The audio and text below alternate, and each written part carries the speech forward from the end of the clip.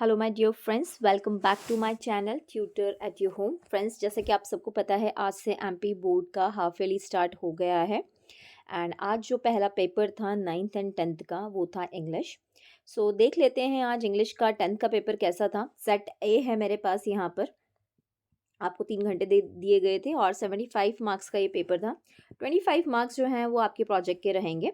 यहाँ मैं आपको क्विकली सिर्फ ये बताऊंगी सारे ऑब्जेक्टिव्स, और हम डिस्कस भी करने वाले हैं ग्रामर, और थोड़ा सा हम राइटिंग स्किल पे भी बात करेंगे। सो जल्दी जल्दी देख लेते हैं और ये भी देख लेते हैं कि आप लोगों का पेपर कैसा गया है। सो रीडिंग सेक्शन ए था। क्वेश्चन 1 है कि read the following passage and answer the questions given below. यहाँ पर आपको एक पैराग्राफ दिया गया था जो 5 नंबर का था, और 5 नंबर का था तो 5 क्वेश्चंस भी थे जो कि ऑब्जेक्टिव थे। ये पूरा पैराग्राफ मैं आपके लिए नहीं पढ़ने वाली हूँ। हम जल्दी से सिर्फ और सिर्फ ऑब्जेक्टिव्स देखेंगे। तो पहला प्रश्न आपसे यहाँ पर ये था कि पूछते हैं कि where did the bird come from. यहाँ जो पैराग्राफ में किसी बर्ड के बारे में डिस्कस किया गया है, वो बर्ड कहाँ से आई थी ये पूछ रहे हैं। वो तो बर्ड आई थी कनाडा से, ठीक है ना। Where did Narendra live. Narendra कहाँ रहते थे? तो वो रहते थे in a light house.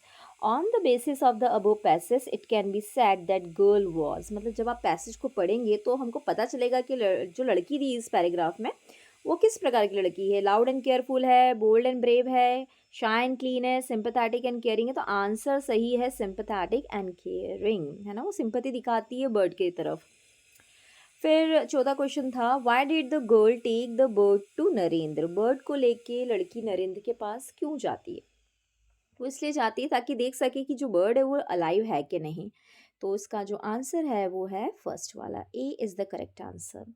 Fifth में आपसे पूछ रहे हैं कि which of the word similar to the word slander. Slander का मीनिंग आपसे पूछ रहे हैं इसके अंदर, तो इसका आंसर है थिन। चलिए, क्वेश्चन नंबर 2 अगेन एक पैसेज था, हमको पढ़ना था, 5 नंबर का था, ये भी ऑब्जेक्टिव था। Read the following passage and answer the questions given below. ये जो पैसेज था ये पूरा हमिंग बर्ड के ऊपर था। तो हमिंग बर्ड के बारे में था। हमिंग बर्ड क्या होती है? छोटी, सबसे छोटी चिड़िया जो है पूरी दुनिया में, सबसे छोटी चिड़िया है, उसका नाम है हमिंग बर्ड। तो यहाँ पर पहला क्वेश्चन हमसे ये पूछ रहे थे कि which of the following statement about the bee humming bird is true. Bee humming bird के बारे में इन चारों में से कौन सी बात सही है? तो जो सही बात है वो ये है कि it can not be seen when it is in flight. जब वो ऊंचाई पर उड़ती है तो मतलब क्योंकि वो ऑलरेडी बहुत छोटी तो वो दिखाई नहीं देती, ठीक है ना। तो ये करेक्ट आंसर है इसका।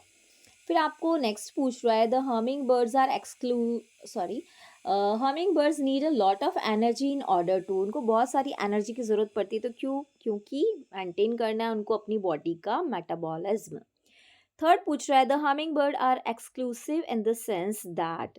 ये इसका मतलब ये कि मतलब सबसे ज़्यादा मतलब किसके ऊपर वो निर्भर रहती है, ये ग्रुप की जो बर्ड्स हैं वो किस पर सबसे ज़्यादा निर्भर रहती हैं अपनी फूड को लेकर? तो दे सबसीड ओनली ऑन नेक्टर। सबसे ज़्यादा नेक्टर ये लेती हैं। नेक्टर मतलब फूलों का जो रस होता है वो पीती हैं ये, है ना। The word incredible in the passage means. Incredible का मीनिंग पूछा गया है। इनक्रेडिबल का मतलब अनबिलीवेबल, ठीक है, ये इसका करेक्ट आंसर था। Nature has made man realise the fact that. देखो, नेचर ने मैन को रियलाइज कराया है इनमें से 4 फैक्ट से कि क्या रियलाइज कराया? ये रियलाइज क्या कराया कि जो smallest creatures are the toughest and most adaptable. जो छोटे क्रिएचर्स हैं उनके लाइफ भी बहुत टफ है और वो जल्दी चीज़ों को बहुत जल्दी से अडेप्ट भी कर लेते हैं। तो लास्ट वन जो था वो करेक्ट आंसर था। फिर यहाँ से आपका राइटिंग सेक्शन स्टार्ट हो रहा था। राइटिंग सेक्शन में आपको बी में ये पूछा गया है कि आपको इस पैराग्राफ को पढ़ना है और इसका टाइटल देना है और उसके ऊपर नोट्स बनाने हैं। तो ये जो पूरा पैराग्राफ था, जब आप इसको पढ़ेंगे तो आपको समझ में आएगा कि ये लाइब्रेरी से रिलेटेड था, ठीक है। तो अगर ये लाइब्रेरी से रिलेटेड था तो मुझे नहीं लगता कि आपको मुश्किल आई होगी इसका टाइटल देने में। अगर आपने लाइब्रेरी भी टाइटल दिया है तो आई होप आपका टीचर इसको राइट करेगा और आपको 1 मार्क देगा। हाँ, ये बात ज़रूर है कि आपको इसका जो फॉर्मेट है नोट राइटिंग का वो ज़रूर फॉलो करना होगा, क्योंकि हमको मैक्सिमम इसमें हमको कम से कम, क्योंकि 4 मार्क का है, 1 मार्क का तो टाइटल ही हो जाएगा, तो हमको कम से कम 3 पॉइंट्स बनाने और 3 पॉइंट के सब पॉइंट्स बनाने। तो आई होप आपने कम से कम यहाँ पर 1 2 और 3 पॉइंट्स बनाए होंगे और इस वन का 1.1, 1.2 और 1.3 भी बनाया होगा। ऐसे ही 2 में भी किया होगा 2.1, 2.2, 2.3 एंड लास्ट में एब्रीवेशंस आपने ज़रूर लिखे होंगे। एब्रीवेशंस का मतलब होता है कि आप कहीं नोट मेकिंग में जहाँ सिंबल का यूज़ कर रहे हैं या किसी वर्ड को कंट्रैक्ट करके मतलब छोटा करके अगर लिख रहे हैं तो उसका डिटेल डिस्क्रिप्शन आपने एब्रीवेशन में दिया होगा। एब्रीवेशन के भी मार्क्स होते हैं। ओके, तो यहाँ पर ये आपने आई होप कर ही लिया होगा। ये मैं ज़्यादा अच्छे लेवल पे मतलब अपने लेवल पे एक्सप्लेन कर पाऊंगी, बाकी आप सब ने अलग अलग तरीके से लिखा होगा। चलिए, ये आ जाता है हमारा क्वेश्चन नंबर 4। यहाँ हमको दी थी एप्लीकेशन और में था एक लेटर। तो यहाँ पर क्वेश्चन नंबर 4 आपसे बोल रहा है, you are Jayant Sharma studying in government high secondary school Myana MP, write an application to your principal for character certificate. देखो, आपको कैरेक्टर सर्टिफिकेट की ज़रूरत है, तो उसके लिए आपने प्रिंसिपल को एप्लीकेशन लिखनी है। आपको यहाँ पर फॉर्मेट फॉलो करना था एप्लीकेशन का। सो आई होप आपने कर लिया होगा, और अगर नहीं किया होगा तो आई होप आपने ये जो लेटर है वो अटेम्प्ट करी होगी। इसके अंदर आपको प्रिटेंड करना था कि आप अतुल चौहान हैं, आप गोकुल धाम कॉलोनी सुहागपुर रहते हैं। लेटर लिखना था फ्रेंड को, उसको इनवाइट करो अपनी ब्रदर की मैरिज के लिए। क्वेश्चन नंबर 5 में आपको 120 वर्ड्स में ऐसे लिखने थे, मतलब पैराग्राफ लिखने थे 120 वर्ड्स में मैक्सिमम। 5 नंबर का था ये। तो कुछ यहाँ पर आपको कुछ टॉपिक्स दिए थे, importance of English, my favourite teacher, unemployment problem, computer and mobile, modern need, Madhya Pradesh the heart of India. So I hope इसमें से भी आपने इनमें से कोई ना कोई एनी वन कोई अटैम्प्ट कर लिया होगा। चलिए आगे चलते हैं कि यहाँ पर हमको क्या दिया था। क्वेश्चन नंबर 6 में हमको दिया था, last you went on a picnic, मतलब आपको एक सिचुएशन दे दी है कि आप पिकनिक पर गए हैं अपनी फैमिली के साथ में। इस पिक्चर को देखो और right a short paragraph about how you enjoyed your picnic. आपने अपने पिकनिक को कैसे क्या एंजॉय किया। तो देखिए, अगर यहाँ पर आपने इस पिक्चर को देखकर भी कुछ सेंटेंसेस लिखे होंगे तो आपको थोड़े बहुत मार्क्स ज़रूर मिल जाएंगे। बट आपको एक सिचुएशन यहाँ पर ये दी थी कि आप पिकनिक पे गए हैं और पिक्चर की हेल्प से थोड़ा सा रिकॉल करिए अपने पिकनिक वाला डे और उसके बारे में लिखिए। तो पिकनिक में हम जो कुछ भी करते हैं कि हमने प्ले किया और हमने गेम्स खेले अलग अलग तरीके के, या हमने कुकिंग किया, वहाँ जाके वहीं जाके कुकिंग करी हम लोगों ने, हमने अलग अलग तरह के डांसेस वहाँ पर करे। तो जो भी एक्टिविटीज़ आपने अपनी पिकनिक पे करी हैं उसको यहाँ पर आपको लिखनी थी, है ना। तो देखिए, ये आपको जो आपने लिखा होगा ये पास्ट टेंस में लिखा होगा, क्योंकि आप चले गए हैं, अब आप बता रहे हैं कि आपने कैसे एंजॉय किया। तो आई होप जब आपने लिखा होगा तो पास्ट टेंस को यूज़ किया होगा। या आपको एक और क्वेश्चन दिया था यहाँ पर कि यहाँ पर एक पिक्चर दी है, आप इस पिक्चर को देख के शॉर्ट स्टोरी बना के लिख लीजिए।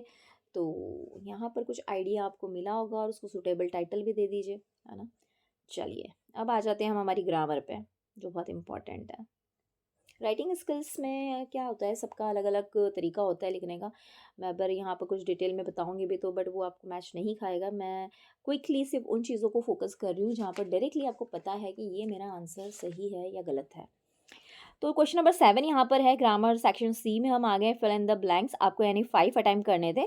पहला प्रश्न आपसे पूछ रहा है, dash I use your phone, तो हम बोलेंगे मे, हम परमिशन ले रहे हैं, may I use your phone. Dash he worked hard he would pass, है ना। इफ, अगर वो कड़ी मेहनत करता तो वो पास होता। There is not dash water in the pool, तो यहाँ आएगा एनी। देखो, जब भी नेगेटिव वर्ड आता है तो एनी है जो है ना, एनी वर्ड वो नेगेटिव को रिप्रेजेंट करता है हमेशा। तो जस्ट बिकॉज यहाँ पर नॉट है इसलिए हम किसको एग्री कर रहे हैं, यहाँ पर एनी को एग्री कर रहे हैं इसके साथ में।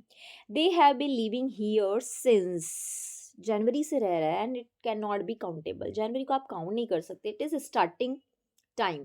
तो स्टार्टिंग टाइम के लिए आप क्या लगाते हैं, सिंस लगाते हैं। 5th क्वेश्चन आपसे बोल रहा है, he didn't play well dash he was not selected.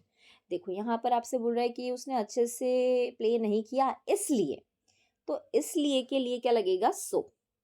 उसने अच्छे से प्ले नहीं किया इसलिए वो सिलेक्ट नहीं हुआ।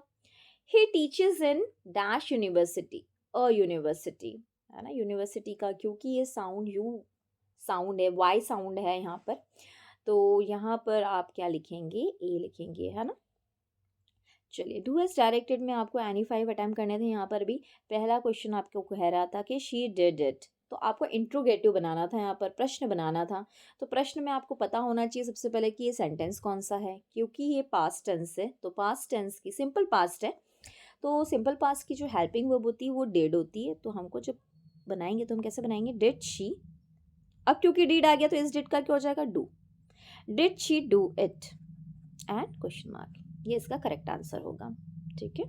नेक्स्ट है, he did not go to school, he was ill. Combine the sentence using so. देखिए, बहुत सारे बच्चों ने इसको कंबाइन कर दिया होगा और बीच में सो लगा दिया होगा दो सेंटेंस के। नहीं, ऐसा करेंगे तो आपको थोड़ा सा यहाँ पर मार्क प्रॉपर नहीं देगा टीचर, क्योंकि देखो यहाँ पर सिचुएशन आपको यहाँ पर फ्लिप करना पड़ेगा। लास्ट वाला जो सेंटेंस है नेक्स्ट, ये पहले लिखना पड़ेगा आपको, फिर सो लगेगा, फिर he did not go to school, है ना। क्या लिखना पड़ेगा हमको, ही वॉज इल, वो बीमार था, so he did not go to school, इसलिए वो स्कूल नहीं गया। अगर आप दोनों के बीच में लगा देंगे इसको, मतलब फ्लिप नहीं करेंगे, तो सेंटेंस का मीनिंग सही नहीं निकलेगा, है ना। सो नेक्स्ट क्वेश्चन है, she did not play well, future indefinite, simple future में इसको लेके जाना था आपको। तो सबसे पहले तो आपको पता होनी चाहिए कि फ्यूचर टेंस की जो हेल्पिंग वर्ब होती है वो होती है विल, है ना, और या शैल भी होती है, लेकिन आजकल मैक्सिमम हम विल को ही एग्री करते हैं and it is absolutely okay. आपको इसमें भी मार्क मिल जाता है, ज़रूरी नहीं है। तो यहाँ पर वैसे भी विल यूज़ होगा शी के साथ में। अब यहाँ पर आपको ये जो सेंटेंस दिया हुआ है ये है पास्ट का, पास्ट का नेगेटिव है, सिंपल पास्ट का नेगेटिव है, तो हमको फ्यूचर इंडेफिनिट में ले जाना है। तो देखो हम इसको नेगेटिव ही रहने देंगे, सेंटेंस नेगेटिव ही रहेगा, बस क्या चेंज हो जाएगी, आपकी ये जो हेल्पिंग वर्ब है ये चेंज हो जाएगी और यहाँ हो जाएगा विल। तो she will not play well, she will not play well, ये हो जाएगा फ्यूचर टेंस, फ्यूचर इंडेफिनिट। फिर लिखा they play football, passive voice बनाना है। पैसिव वॉइस बनाने के लिए आप ध्यान दें कि हमारा जो ऑब्जेक्ट है, हमारा एक्शन किसके ऊपर हो रहा है, फुटबॉल पे। तो सबसे पहले आपको ऑब्जेक्ट को आगे लिखना है फुटबॉल। अब फुटबॉल क्योंकि सिंगुलर है तो इसके साथ लगेगा एस, एंड क्योंकि ये प्रेजेंट टेंस है तो हमको लिखना पड़ेगा वर्ब का third form, football is played bye, और दे जब पीछे जाता है तो बन जाता है देम। ये सेंटेंस है, football is played by them. Then लिखा है unless she works hard she will not pass. आपको सेंटेंस को रीराइट करना है, लेकिन इफ यूज करना है अनलेस की जगह। देखो, मैं यहाँ पर आपको थोड़ा सा क्लियर करना चाहती हूँ कि अनलेस जो वर्ड होती है ना, वो होती है नेगेटिव, अपने आप में नेगेटिव है ये, इसको नॉट की ज़रूरत नहीं है। तो जब भी हम अनलेस से सेंटेंस स्टार्ट करते हैं तो उस वाले सेंटेंस में नेगेटिव नहीं होता। देखो, ये यहाँ से यहाँ तक कॉमा तक नॉट नहीं है कहीं पर भी, लेकिन उसके नेक्स्ट वाले सेंटेंस में नॉट है। लेकिन यहाँ आपको ये बोला है कि अनलेस को इफ से रिप्लेस कर दो, तो जैसे ही आप इफ लगाएंगे तो आपको क्या करना पड़ेगा, सेंटेंस को क्या करना पड़ेगा, नेगेटिव करना पड़ेगा। तो क्या हो जाएगा, if she does not work hard, comma, she will not pass. This is the correct sentence. Okay. Then next है, he is very intelligent, he can pass any test. So that से इसको use करना था। यहाँ पर ये miss print हुई है, इसको मत देखना आप, ये इसी का मतलब आपको दे रखा है कमांड कि क्या करना है इसमें। तो हमको सो दैट यूज़ करना है सेंटेंस में। तो कैसे यूज़ करेंगे, वेरी का मतलब क्या होता है, सो होता है ना। तो हम क्या लिख देंगे, he is so intelligent that he can pass any test. ठीक है, he can pass any test, ये हो जाएगा इसका करेक्ट आंसर। ठीक है, चलिए अब सेक्शन डी पर आ जाते हैं, टेक्स्ट बुक में। अब टेक्स्ट बुक के कुछ क्वेश्चंस आपको यहाँ पर ऑब्जेक्टिव दे रखे थे 4 मार्क के। ये 9 और 10 क्वेश्चन जो आते हैं आपके, क्वेश्चन नंबर 9 और क्वेश्चन नंबर 10 जो टेक्स्ट बुक का पार्ट होता है, मैं आपको स्पेशली बोलूँगी कि ये ऑब्जेक्टिव्स आप काफ़ी अच्छे से करें, काफ़ी अच्छे से आप पोएम हुई या आपकी जो भी लेसन्स हैं उनकी स्टोरीज़ को माइंड में एक माइंड मैप बना लें, उसको माइंड में रख के जाएँ कि क्या क्या हुआ था, कौन किसका क्या लगता था, ये सारी चीज़ें, किसकी क्या एक्टिविटीज़ हुई, क्या एक्शन, क्योंकि ये बहुत अच्छा है और स्कोरिंग है। अगर आप इसको ध्यान से पढ़ेंगे और इन पे जो मैं उन बच्चों की बात कर रही हूँ जो आंसर्स नहीं रीड कर पाते, सॉरी लर्न नहीं कर पाते हैं, उनके लिए ये जो है 4, 5, 6, 7 जो नंबर हैं, ये यहाँ से 7, 8, 9, 10 नंबर्स हैं पूरे टोटल, यहाँ से आपको आराम से मिल सकते हैं। And these 10 numbers are really valuable. तो सारे टीचर्स से भी मैं रिक्वेस्ट करूँगी कि ये वाला पार्ट बच्चों को, एटलीस्ट उन बच्चों को जो थोड़े से चैलेंजिंग है, उनको तो ये वाला पार्ट बहुत अच्छे से करवा लें। तो choose the correct alternative to answer the following question. यहाँ पर पूछा है आपसे कि who is the poet of the poem dust of snow का पोएट बता दो, रॉबर्ट फ्रॉस्ट है। According to Mandela what comes naturally to heart, naturally क्या आता है हमारे हार्ट में, लव आता है, और नफरत तो सिखाई जाती है जैसे जैसे हम बड़े होते हैं। फिर Anne Frank brought her diary while, Anne Frank जो थी उन्होंने अपनी डायरी कब लिखी थी, तब लिखी थी जब वो अपनी फैमिली के साथ छुप गई थी। ये हाइडिंग का मतलब होता है छुप जाना, है ना। What does the poetess compare the tree branches to? Poet's ने ट्री की ब्रांचेस किससे कंपेयर करी है न्यूली डिस्चार्ज पेशेंट के, जैसे जैसे पेशेंट धीरे धीरे बाहर जाता है उसी तरह से ये चीज़ें की भी ब्रांचेस भी वहाँ पर क्या हो रही थी, बाहर जा रही थी, घर से बाहर जा रही थी। फिर क्वेश्चन नंबर 10 था read the following extracts from the prose and answer the question given below. यहाँ पर एक पैराग्राफ दिया है जो हिज फर्स्ट फ्लाइट से है, छोटा सा पैराग्राफ है, इसको रीड करके आपको क्या निकालना था, इसके आंसर्स निकालने थे। तो इसको रीड करने के बाद हमारे पास ये क्वेश्चंस हैं। यहाँ पर पूछा है what happened when the young seagull ran to the brink of the ledge, जब वो लेज की ब्रिंक पर आता है तब क्या होता है कि ही बिकेम अफ्रेड, वो डर जाता है, ही फ्लू अवे, वहां से उड़ जाता है, ही फैल इनटू द सी, वो सी में गिर जाता है। वो सी में नहीं गिरता, वो डर जाता है, उसको अपने विंग्स पर बिल्कुल भी यकीन नहीं था कि मैं उड़ पाऊंगा या नहीं, तो वो डर जाता है और उड़ नहीं पाता, और उसके सारे फ्रेंड्स ऑलरेडी फ्लाई कर चुके होते हैं। Where did the young seagull जो था, कहाँ पर उसने स्लिप करी थी एट नाइट, ये यंग सीगल यहाँ पर लिखना था इन लोगों को। ट्री पर नहीं, बिल्कुल भी नहीं। Under the ledge, yes, ledge के नीचे, वो वाटर में तो था ही नहीं, है ना, लेच में, वो लेच के नीचे जाके सो गया था। The word little means, little का मतलब क्या है, स्मॉल, छोटा, है ना।